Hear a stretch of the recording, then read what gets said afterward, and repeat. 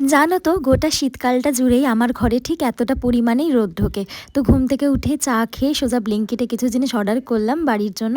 তারপরে স্নান করে চলে গেলাম ঠাকুর ঘরে, আর গিয়েই তো দেখি ঠাকুর ঘরের মেঝেটা পুরো মোমবাতি দিয়ে একাকার হয়ে গেছে। তাই সেটা পরিষ্কার করার জন্য অনেকখানি সময় আমার চলে গেল। তো তারপরে পুজো দিয়ে নিলাম, আর নিচে এসে আজকে একটু মাংস রান্না করছি। অনেক দিন পরে মাংস রান্না করলাম, খেতে তো ভীষণ টেস্টি হয়েছিল। তারপর লাঞ্চ করে নিলাম। লাঞ্চে ছিল আজকে লাল শাক আর চিকেন। দেন লাঞ্চের পরে একটা আইসক্রিমও খেয়ে নিলাম। এটা সকালেই অর্ডার করেছিলাম ব্লিঙ্কিট থেকে, আর তারই ফাঁকে পার্পেল থেকে আমার ডেলিভারিও চলে এলো। একটা সিরাম অর্ডার করেছিলাম।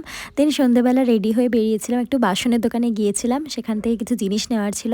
তো তারপরে অনেক দিন পরে একটু ফাস্টফুড খেলাম বাইরে থেকে। দেন চলে গেছিলাম জুডিওতে, মেইনলি ফুটওয়্যারের কালেকশনই দেখতে গিয়েছিলাম, সেরকম কিছু ভালো লাগেনি তাই নিইনি।